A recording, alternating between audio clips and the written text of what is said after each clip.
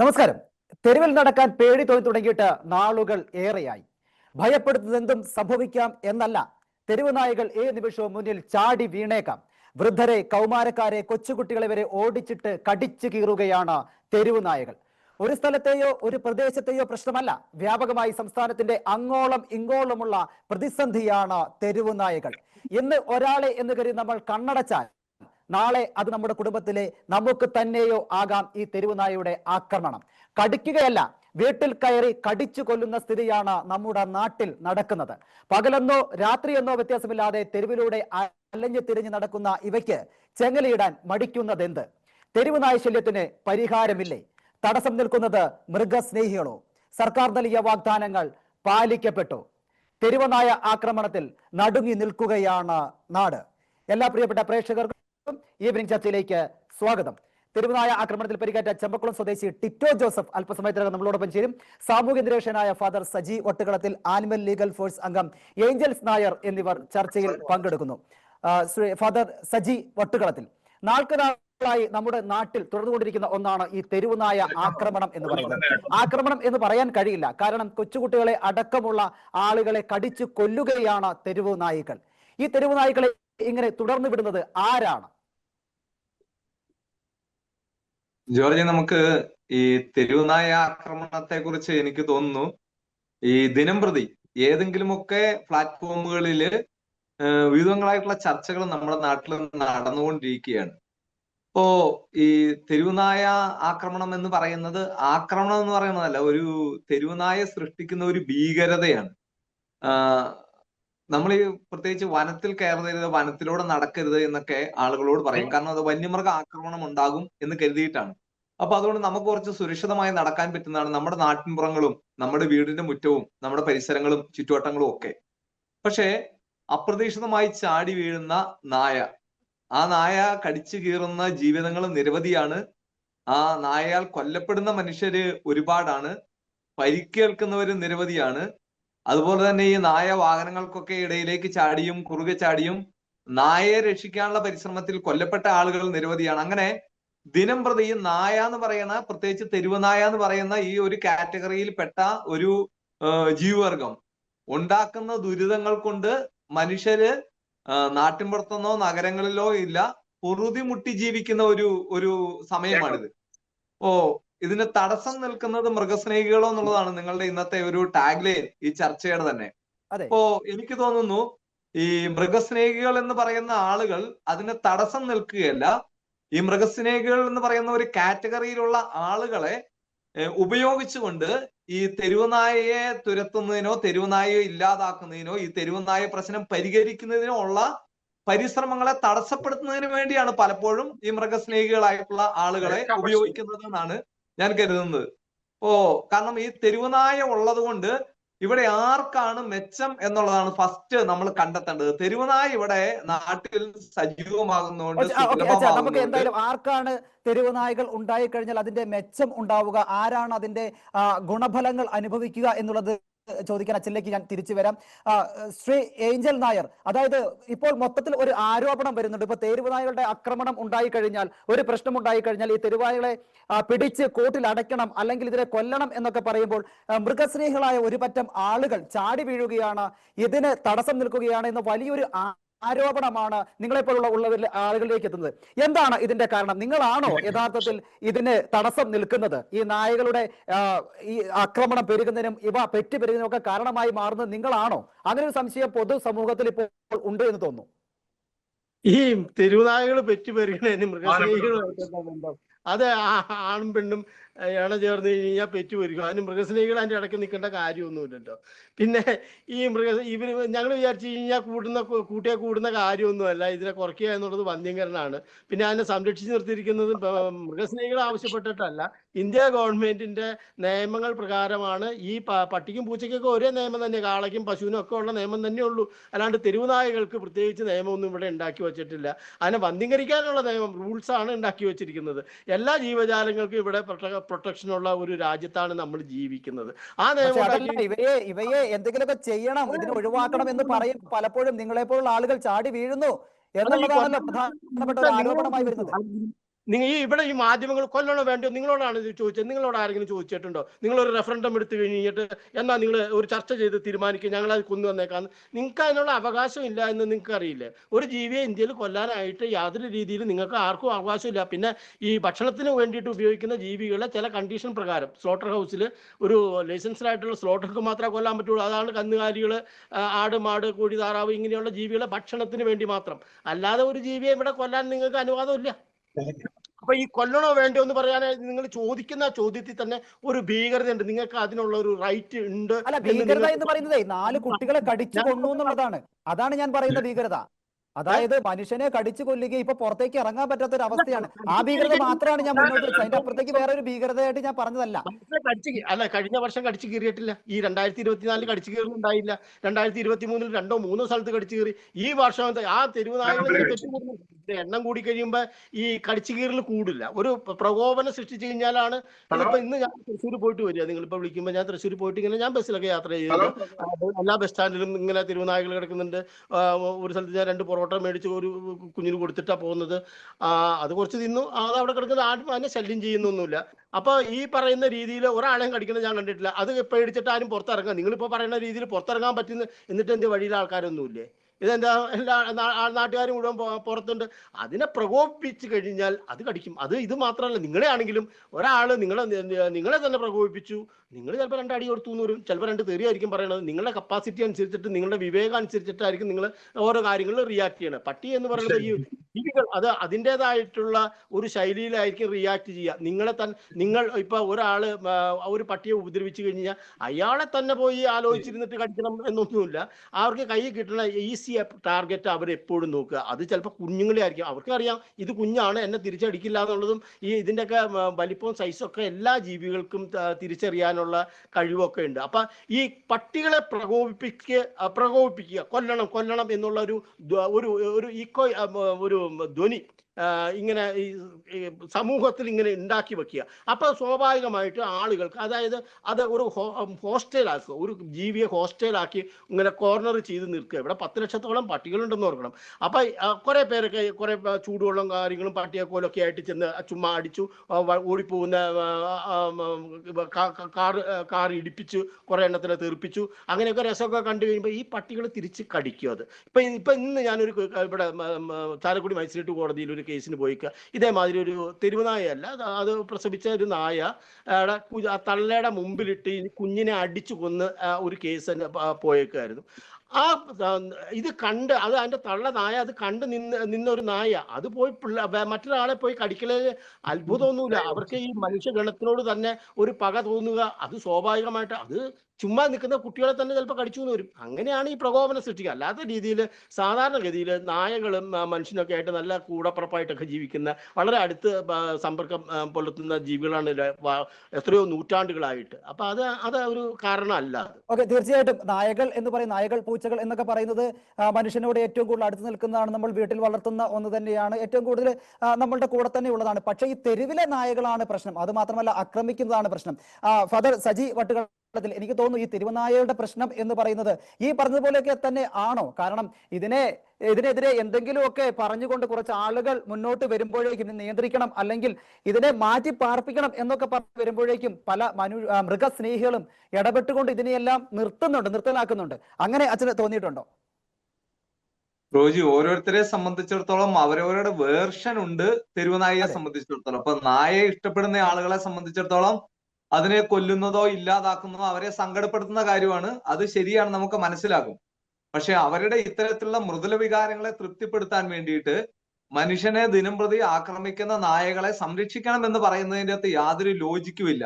ഒന്നാമത്തെ കാര്യം, ഈ നായകളും പൂച്ചയൊക്കെ പെറ്റ് അനിമൽസിൽ പെടുന്നതാണ്. അതേതെങ്കിലും ഒരു വീട്ടിൽ അവർ സംരക്ഷിച്ച് വളർത്തേണ്ട കാര്യമാണ്. ഇതിന്റെ എണ്ണം പെരുകുകയും ഇത് തെരുവിലേക്ക് ഇറങ്ങുകയും തെരുവ് അതിന്റെ ഒരു ആവാസ വ്യവസ്ഥയായി മാറുകയും ചെയ്യുന്നതാണ് ഇതിന്റെ ഏറ്റവും ഗൗരവമായിട്ടുള്ള ഒരു കാര്യം. ഇപ്പോ ഇവിടെ ഭരണഘടന വിഭാവനം ചെയ്യുന്ന നിയമത്തിൽ മനുഷ്യന്റെ ജീവനും സ്വത്തിനും ഹാനികരമാകുന്ന ഏതൊരു ജീവിയെയും അതിനെ നേരിടാനോ വകവരുത്താനോ കൊല്ലാനോ ഉള്ള അവകാശമുണ്ട്. അതായത് ജീവനും സ്വത്തിനും. അത് എല്ലാ മൃഗങ്ങൾക്കും ഉണ്ട്. തെരുവുനായ്ക്ക് മാത്രമല്ല, മറ്റെല്ലാ മൃഗങ്ങൾക്കും പ്രൊട്ടക്ഷൻ കൊടുക്കുന്നത് പോലെ ഭരണഘടന കൊടുക്കുന്ന ഒരു പ്രൊട്ടക്ഷൻ മനുഷ്യനുമുണ്ട് എന്നാണ് ഇവിടുത്തെ സാധാരണ മനുഷ്യസ്നേഹികളായിട്ടുള്ള ആളുകളൊക്കെ പറയുന്നത്. അതിൻ പ്രകാരം ഈ തെരുവ് നായകളുടെ എണ്ണം പരിമിതപ്പെടുത്തണം, നിയന്ത്രിക്കണം എന്നൊക്കെയാണ് പറയുക. ഇപ്പോ ഇന്ന് ഏറ്റവും സജീവമായിട്ടുള്ള ഒരു ചർച്ച എന്ന് പറയുന്നത് ഇവിടുത്തെ ഈ കാട്ടുപന്നികളെ നേരിടുന്നതുമായി ബന്ധപ്പെട്ട ഒരു സംവിധാനം ഗവൺമെന്റ് കൊണ്ടുവരാൻ വേണ്ടിയിട്ട് ആലോചിക്കുക. അത് ആലോചിക്കുന്ന സമയത്ത് ഡൽഹിയിലിരിക്കുന്ന മേനകാ ഗാന്ധി എന്ന് പറയുന്ന ഒരു ലേഡി, അവരാണ് ഏറ്റവും കൂടുതൽ അസ്വസ്ഥപ്പെടുന്നത് കേരളത്തിലെ കാട്ടുപന്നികളെ കൺട്രോൾ ചെയ്യുന്ന കാര്യത്തിൽ. അവർ തന്നെയാണ് തെരുവ് പട്ടികളെ കൺട്രോൾ ചെയ്യുന്ന കാര്യത്തിലും ഏറ്റവും കൂടുതൽ അസ്വസ്ഥപ്പെടുന്നത്. കാരണം അവരെ സംബന്ധിച്ചിടത്തോളം അവരൊരിക്കലും ഒരു പെഡസ്റ്റലായിട്ട് നടന്നു പോകുന്ന ഒരു വ്യക്തിയല്ല, കാറിൽ മാത്രം യാത്ര ചെയ്യുന്നതാണ്, ഹൈ സെക്യൂരിറ്റിയിൽ യാത്ര ചെയ്യുന്നതാണ്. അവരുടെ വീട്ടിലേക്ക് ഒരു തെരുവ് പട്ടിയും പോയിട്ട് കടിക്കുന്നില്ല. ഇങ്ങനെ തെരുവ് പട്ടികളെ സംരക്ഷിക്കണം എന്നുള്ളപ്പോ കോടതി പറഞ്ഞ ഒരു കാര്യമുണ്ട്, ഇങ്ങനെ ഈ പട്ടിയോട് സ്നേഹമുള്ള ആളുകൾക്കൊക്കെ അവരുടെ വീട്ടിൽ കൊണ്ടുപോയി സംരക്ഷിക്കാം. പട്ടിയോട് സ്നേഹമുള്ള ആൾക്കാരെ കുറ്റം പറയുന്നതല്ല, അങ്ങനെയുള്ള ആളുകൾക്ക് അവരുടേതായിട്ടുള്ള സംരക്ഷണത്തിന്റെ സംവിധാനങ്ങൾ ഒരുക്കി അവർക്ക് സംരക്ഷിക്കാം. ഇവിടുത്തെ സാധാരണ ആളുകൾ, ഇപ്പോ ഞാൻ ഇന്നൊരു സ്കൂളിൽ നിന്നാണ് വരുന്നത്, ആ സ്കൂളിലേക്ക് വരുന്ന വഴിക്ക് കുട്ടികളെയൊക്കെ ഇവിടെ പട്ടി കടിച്ചിട്ടുണ്ട്. അതിന്റെ കാരണം എന്താ? പട്ടിക്ക് ഒരു സമയത്ത് തോന്നുകയാണ്. അപ്പോ ഈ വെറുതെ ചുമ്മാ പട്ടി കടിക്കുമ്പോൾ മാത്രമല്ല, ഇതൊക്കെ പേപ്പട്ടിയാണ് കടിക്കുന്നത്. ഈ പേപ്പട്ടി കടിച്ച് ഒരു സ്വന്തം കുഞ്ഞ് മരിക്കുന്നത്, വളരെ ദാരുണമായി മരിക്കുന്ന കണ്ടിരിക്കുന്ന ഒരപ്പന്റെ, അമ്മയുടെ, അവരുടെ പ്രിയപ്പെട്ടവരുടെ മാനസിക അവസ്ഥയും കൂടി ഈ പട്ടിക്ക് വേണ്ടി സംസാരിക്കുന്ന ആളുകൾ എന്ത് ചെയ്യണം?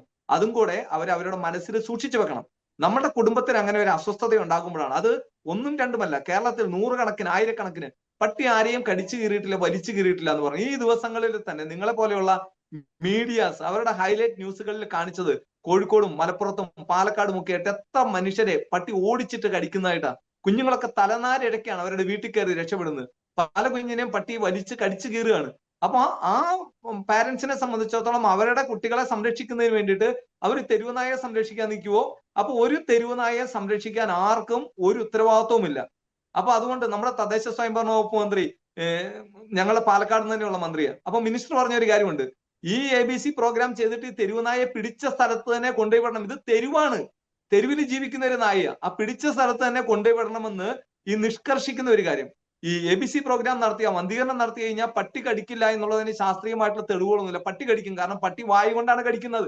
അപ്പൊ അതുകൊണ്ട് ഈ ABC പ്രോഗ്രാം എന്ന് പറഞ്ഞു കഴിഞ്ഞാൽ പട്ടിയെ വാ മൂടിക്കെട്ടുവോ, വാ തുന്നിക്കെട്ടുവോ, പിന്നെ അതിന് വാ തുറക്കാൻ പറ്റാത്ത, ABC എന്ന് പറഞ്ഞാൽ പട്ടിയുടെ പല്ല് പറിക്കുന്ന പരിപാടിയൊന്നും അല്ലല്ലോ. അപ്പൊ അതുകൊണ്ട് ആ പരിപാടി അല്ലാത്തത് കൊണ്ട് തീർച്ചയായിട്ടും ഈ പട്ടി കടിക്കും എന്നുള്ള കാര്യം ഉറപ്പാണ്. അപ്പൊ അതുകൊണ്ട് ശാസ്ത്രീയമായിട്ട് കൺട്രോൾ ചെയ്യണം, ഈ പട്ടിയെ കൺട്രോൾ ചെയ്യണം. ഓരോ പട്ടിക്കും, ഓരോ ജീവിക്കും, എല്ലാ ജീവിക്കും ഒരു ആവാസ വ്യവസ്ഥയുണ്ട്. ആ ആവാസ വ്യവസ്ഥയുടെ പരിധിക്ക് അപ്പുറത്തേക്ക് പോകുമ്പോൾ അതിനെയൊക്കെ നിയന്ത്രിക്കുന്ന സംവിധാനങ്ങളുണ്ട്. ഞാൻ നേരത്തെ ചോദിച്ച ചോദ്യം വളരെ പ്രസക്തമാണ്. ഇവിടെ തെരുവിൽ പട്ടികളുടെ എണ്ണം കൂടുന്നതുകൊണ്ട്, പട്ടികൾ മനുഷ്യരെ കടിക്കുന്നതുകൊണ്ട് ആരാണ് അതിന്റെ ബെനിഫിറ്റഡ് ആയിട്ടുള്ള ആൾക്കാർ? ആ ആളുകളാണ് ഇവിടെ പട്ടിയെ സംരക്ഷിക്കണമെന്ന് പറയുന്നത്. കാരണം ഇവിടെ ഞങ്ങൾ പല കേസുകളുമായിട്ട് പോകാൻ വേണ്ടിയിട്ട് നിൽക്കുക. പക്ഷെ ഇവിടുത്തെ സാധാരണ കർഷകന്റെ ആൾക്കാരുടെ കയ്യിൽ കാശില്ലാത്തതുകൊണ്ടാണ് അത് വാദിക്കാൻ പോവാത്തത്. പക്ഷെ തെരുവ് നായ്ക്കൾക്ക് വേണ്ടി വാദിക്കാനായിട്ട് ഇന്ത്യയിലെ എണ്ണം പറഞ്ഞ ഏറ്റവും കൂടുതൽ പ്രതിഫലം പറ്റുന്ന അഡ്വക്കേറ്റ്സുമാര് സുപ്രീം കോടതിയിൽ ഹാജരാകുന്നുണ്ട്. ആരാ ഇവരെ സപ്പോർട്ട് ചെയ്യുന്നത്?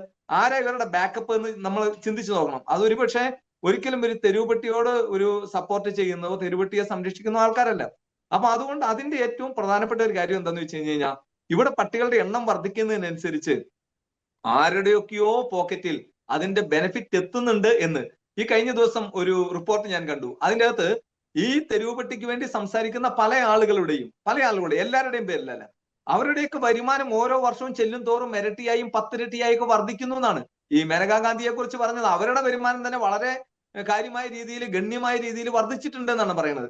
അപ്പൊ അതുകൊണ്ട് ഇവരെയൊക്കെ ആര് ബാക്കപ്പ് ചെയ്യുന്നു, ആര് സപ്പോർട്ട് ചെയ്യുന്നു, എന്തുകൊണ്ട്?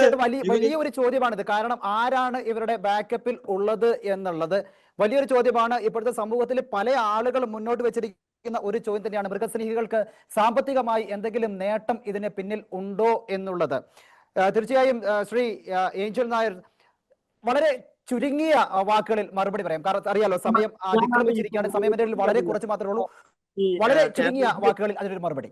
അല്ല, ഇന്ത്യയിലെ ഏറ്റവും കൂടുതൽ തെരുവുനായകളെ സ്നേഹിക്കുന്ന, അവർക്ക് വേണ്ടിയിട്ട് പ്രവർത്തിക്കുന്ന, അതായത് താജ് ഹോട്ടൽ വരെ തെരുവുനായകൾക്ക് തുറന്നു കൊടുത്തിരിക്കുന്നത് രത്തൻ ടാറ്റയാണ്. അല്ലേ? നിങ്ങൾക്കറിയാലോ, രാജ് ഹോട്ടലിൽ ഏത് തെരുവുനായ്ക്ക് എപ്പോൾ വേണമെങ്കിലും വന്ന് ഭക്ഷണം കഴിക്കാം. അതേമാതിരി തെരുവുനായകളെ സംരക്ഷിക്കുന്ന വേറൊരാൾ കപിൽ ദേവാണ്, അക്ഷയ് കുമാർ, രാഹുൽ ഗാന്ധി, ഇങ്ങനെ വലിയൊരു നിര, പിന്നെ സിനിമാ നടന്മാർ, ജോൺ എബ്രഹാം, അങ്ങനെ വലിയൊരു നിര ആളുകളാണ് ഇന്ത്യയിൽ നിൽക്കുന്ന. ഏകദേശം 2/3 ആളുകൾ കോടീശ്വരന്മാരായി ഇവരൊക്കെ. ഇവർക്കൊന്നും ഈ കപിൽ സിബിലിനെ അല്ല, അതേമാതിരി 10 കപിൽ സിബിൽമാരെ വെക്കാനായിട്ട് വലിയ ബുദ്ധിമുട്ടൊന്നുമില്ല. അവർക്ക് ഇവരൊക്കെ വേണമെങ്കിൽ വെറുതെ ബാധിക്കും. ഈ ടാറ്റയുടെ ഒക്കെ അഡ്വക്കേറ്റ് അവര്, പല കമ്പനികളുടെയൊക്കെ അഡ്വക്കേറ്റ്സ് ആയി കപിൽ സിബൽ. ഇവർക്ക് എന്താ പൈസ? ശരി, അവർക്ക് ഒരുപാട് പണമുള്ളത് കൊണ്ട് വക്കീലന്മാരെ വെക്കാനായിട്ട് കഴിയുമെന്നുള്ളതാണ്. പക്ഷെ നിങ്ങൾ മുന്നോട്ട് വെക്കുന്ന ഒരു പരിഹാരം എന്താണ്? ഈ തെരുവുനായകളെ ഇല്ലാതാക്കാൻ, അല്ലെങ്കിൽ ഇവ കടിക്കുന്നില്ലാത്ത ഒരു പരിഹാരം എന്താണ്? ഒരു പരിഹാരം പറയാനുള്ളത്? എനിക്ക് അങ്ങനെയുള്ള കാര്യങ്ങൾ പറയാനാണ് എനിക്ക് താല്പര്യം. അല്ലാതെ ഈ നിങ്ങൾ ഒരു പരിഹാരം പറയും. നമുക്ക് ചർച്ചകളിലേക്ക് ഒരു പരിഹാരം പറയുകയാണെങ്കിൽ അതായിരിക്കും ഏറ്റവും കൂടുതൽ ഉത്തമം. ഒരു കാര്യം പറയാം. കേരളത്തിൽ ആദ്യമായിട്ടും അവസാനമായിട്ടും തെരുവുനായ്ക്ക് വേണ്ടിയിട്ട് ഒരു കേസ് ഹൈക്കോടതി കിടക്കുന്നത് എൻ്റെയാണ്. ആകെ ഒരു കേസുള്ളൂ. അത് ഞാൻ തന്നെയാണ് വായിച്ചു തുടങ്ങിയിരിക്കുന്നത്. 2016 തുടങ്ങിയിരിക്കുന്ന കേസാണ്. അത് അവിടെ കിടക്കുന്ന പെൻഡിങ്ങിൽ കിടക്കുന്നുണ്ടെന്ന് മാത്രം. എനിക്ക് പൈസയുടെ ചിലവൊന്നും ഇല്ല. മനസ്സിലായി? ഞാൻ സ്വന്തമായിട്ടാണ് വാദിക്കുക. എല്ലാ കേസുകളും ഞാൻ സ്വന്തമായിട്ടാണ് വാദിക്കുക. ആനയുടെ ആയാലും പുലിയുടെ ആയാലും ഒക്കെ എല്ലാ കേസുകളും 10-21 കേസ് എനിക്ക് ഹൈക്കോടതിയിലുണ്ട്. അതൊക്കെ ഞാൻ തന്നെ വായിക്കുക. എനിക്ക് അങ്ങനെ വലിയ ബുദ്ധിമുട്ടൊന്നുമില്ല. ഞാനിവിടെ എൻ്റെ എറണാകുളം ജില്ലയിൽ തന്നെയാണ് എൻ്റെ വീട്. അപ്പോൾ വലിയ ബുദ്ധിമുട്ട് ഞാൻ തന്നെ എഴുതുന്നു, ഞാൻ തന്നെ ടൈപ്പ് ചെയ്യുന്നു, ഞാൻ തന്നെ ഇതിൻ്റെ രേഖകൾ പരിശോധിക്കുന്നു, ഞാൻ തന്നെ കോടതിയിൽ ഹാജരാകുന്നു. ക്ലറിക്കൽ പണിയൊക്കെ ഞാൻ തന്നെയാണ് ചെയ്യുന്നത്. അപ്പോൾ എനിക്ക് ഈ വണ്ടിക്കൂലിയുടെയൊക്കെ പ്രശ്നമൊക്കെ ഉള്ളൂ. അപ്പോൾ നിങ്ങൾക്കറിയാലോ, എനിക്കൊരു വക്കീലിനെ വെക്കാൻ പറ്റുകയാണെങ്കിൽ അത് എനിക്ക് ക്ലർക്കിനെ വെക്കാനായിട്ട് എനിക്ക് സാധിക്കാറില്ല. ഒരു ക്ലർക്കിന് 10,000 കൊടുത്തു കഴിഞ്ഞ് കഴിഞ്ഞാൽ ഈ സബ്മിഷൻ്റെ ചെറിയ കാര്യങ്ങളൊക്കെ ചെയ്യാൻ പറ്റും. പക്ഷേ നമുക്ക് അതിന് സാധിക്കാറില്ല. എനിക്ക് ആരും ഇതുവരെ കൊണ്ടുവന്ന് തന്നിട്ടുമില്ല. അങ്ങനെ ഒരു ഇത് ഉള്ളതായിട്ട് നമുക്ക് തോന്നില്ല. അപ്പം ഞാനൊരു കാര്യം പറയാം. ഞാനിപ്പോൾ റെജി പറഞ്ഞില്ലേ, ഇതിലേക്ക് വരാം. ഈ ഈ ABC ഇത് ബന്ധ്യീകരണം എന്ന് പറയുന്നത് അതിൻ്റെ എണ്ണം കുറയ്ക്കാനൊന്നും പറ്റുമൊന്നുമില്ല. ഒന്ന്, അതിൻ്റെ പോപ്പുലേഷൻ കുറച്ചിട്ട് വേണ്ടേ നമുക്ക് ഒരു സാധനം ഇവിടെ കുറേ ഇങ്ങനെ വെള്ളം ഉണ്ട് എന്നുണ്ടെങ്കിൽ അതിൻ്റെ ഒഴുക്ക് നിർത്തിയിട്ട് വേണമല്ലോ നമുക്ക് ഇത് കോരിക്കളയാനായിട്ട്. ആ ഒഴുക്ക് എന്ന് പറയുന്നത് ഈ ബ്രീഡേഴ്സ്, പെറ്റ് ഷോപ്പുകളാണ് ഏറ്റവും കൂടുതൽ ഈ പോപ്പുലേഷൻ ഉണ്ടാക്കുന്നത്. നിങ്ങൾക്ക് ഒരു പട്ടിക്കുഞ്ഞിനെ കണ്ടു കഴിഞ്ഞാൽ നിങ്ങൾക്ക് വീട്ടിൽ കൊണ്ടുപോയി ഓമനിക്കാനായിട്ട് നിങ്ങൾക്ക് തോന്നും. സ്വാഭാവികമാണ്. കുട്ടികൾക്ക് വലിയ സന്തോഷമാണ് ചെറിയ പട്ടിക്കുഞ്ഞുങ്ങളൊക്കെ കാണുന്നത്. ഇത് വലുതായി 2 മാസം കഴിയുമ്പോഴത്തേക്ക് ഇതിൻ്റെ കുട്ടിത്തം അങ്ങോട്ട് പോയി കഴിയുമ്പോൾ പിന്നെ പ്രശ്നമാണ്. ഇതിന് തീറ്റ കൊടുക്കുക എന്നുള്ളത് ഈ ഓമനത്തൊക്കെ പോയി അതിൻ്റെ കുറേയും കാര്യങ്ങളൊക്കെ വേറൊരു രീതിയിൽ 4 മാസമൊക്കെ കഴിയുമ്പോഴത്തേക്ക് അത് വലുത് അഡൾട്ടായി. 6 മാസത്തിലാകുമ്പോഴത്തേക്ക് അത് പിബർട്ടി സ്റ്റേജിലേക്ക് എത്തിക്കഴിഞ്ഞു. അപ്പം കൊണ്ടുവന്ന് റോഡിൽ തള്ളുകയാണ്. എന്തുകൊണ്ട് ഈ ഗവൺമെൻറ് അല്ലെങ്കിൽ സെൻട്രൽ ഗവൺമെൻറ് ഇപ്പോൾ സുപ്രീം കോടതി ഓർഡർ ഇട്ടു എല്ലാത്തിനും ഷെൽട്ടറിലേക്ക് മാറ്റി? എന്തുകൊണ്ട് അവിടെ ഈ പെറ്റ് ഷോപ്പ് ബ്രീഡേഴ്സിന് ഇവർ അത്ര വലിയ സംഘടിതരായിട്ടുള്ള ഒരു ശക്തിയൊന്നുമല്ല. ഈ പെറ്റ് ഷോപ്പും ബ്രീഡേഴ്സ് എന്നൊക്കെ പറഞ്ഞു കഴിഞ്ഞാൽ ഒട്ടും സംഘടിതരല്ലാത്ത ഒരു വിഭാഗമാണ്. എന്തുകൊണ്ട് ഈ ബ്രീഡേഴ്സിനെ നിർത്താനായിട്ട് ഈ പറയുന്ന ഫാദർ ഇപ്പോൾ പല കാര്യങ്ങൾ പറയുന്നുണ്ടായിരുന്നു. എന്തുകൊണ്ട് നിങ്ങൾ അതിനെക്കുറിച്ച് ചിന്തിച്ചിട്ടില്ല? ഈ പെറ്റ് ഷോപ്പുകൾ നിരോധിക്കാനായിട്ട് പറഞ്ഞിട്ടില്ല. ബ്രീഡിങ് വേണ്ടെന്ന് നമുക്ക് വേണ്ട. ഇവിടെ ഇഷ്ടംമാതിരി ഉണ്ട് പട്ടികൾ, ഇഷ്ടംമാതിരി 8-10 ലക്ഷം എല്ലാ സൈസിലും എല്ലാ കാറ്റഗറിയിലുള്ള പട്ടികൾ ഇവിടെ കിടക്കുന്നുണ്ട്. അപ്പം ഇതിനെ റോഡിൽ തള്ളണത് നമുക്ക് നിയന്ത്രിക്കുക എന്നുള്ളത് വലിയ ബുദ്ധിമുട്ടാണ്. കാരണം ഈ ഇരുട്ടിന്റെ മറവിലൊക്കെയാണ്, CCTV ഒന്നും ഇല്ലാത്തിടത്തൊക്കെയാണ് ഈ ഇതിനൊക്കെ കൊണ്ട് തീർച്ചയായും ജനങ്ങൾ അതായത് വീടുകളിൽ ഉണ്ടാവുന്ന പട്ടിക്കുഞ്ഞുങ്ങളെ തെരുവിലേക്ക് തള്ളിവിടുകയും അവിടെ നിരവധി തെരുവുനായകൾ ഉണ്ടാവുകയും അവ ഭക്ഷണത്തിന് വേണ്ടി വിശപ്പ് വരുമ്പോൾ മറ്റുള്ളവരെ ആക്രമിക്കുകയും ചെയ്യും എന്നുള്ളത് വസ്തു തന്നെയാണ്. പക്ഷേ മാത്രമാണ് ഇതൊക്കെ തിരിച്ചാക്രമിക്കുള്ളൂ. അല്ലാതെ തീർച്ചയായും വിശപ്പ് എന്ന് പറയുന്നത് മനുഷ്യനെ മാത്രമല്ലല്ലോ, എല്ലാ മൃഗങ്ങൾക്കും ഉള്ള ഒന്നാണ് ഈ വിശപ്പ് എന്ന് പറയുന്നത്. വിശപ്പ് വന്നു കഴിഞ്ഞാൽ മനുഷ്യരാണ് അല്ലെങ്കിൽ ജനങ്ങളാണ് ഏറ്റവും കൂടുതൽ ശ്രദ്ധിക്കേണ്ടത് എന്നത് വസ്തുത തന്നെയാണ്. ജനങ്ങളുടെ ജീവനും സ്വത്തിനും സംരക്ഷണം നൽകേണ്ട സർക്കാരുകൾ വേണ്ട രീതിയിലുള്ള മുൻകരുതലുകൾ എടുത്തില്ലെങ്കിൽ ജനങ്ങളാണ് ബുദ്ധിമുട്ടിലാകുന്നത്. തെരുവുനായയെ നിയന്ത്രിക്കാനുള്ള നടപടികൾ നടപ്പിലായില്ലെങ്കിൽ നടക്കാൻ കഴിയില്ല നമ്മുടെ നടപ്പാതയിലൂടെ. എന്തായാലും സമയം വളരെയേറെ അതിക്രമിച്ചിരിക്കുകയാണ്. എല്ലാ പാനലിസ്റ്റുകൾക്കും എല്ലാ പ്രിയപ്പെട്ട പ്രേക്ഷകർക്കും നന്ദി. നമുക്ക് വീണ്ടും കാണാം. എല്ലാവർക്കും ഒരിക്കൽ കൂടി നന്ദി.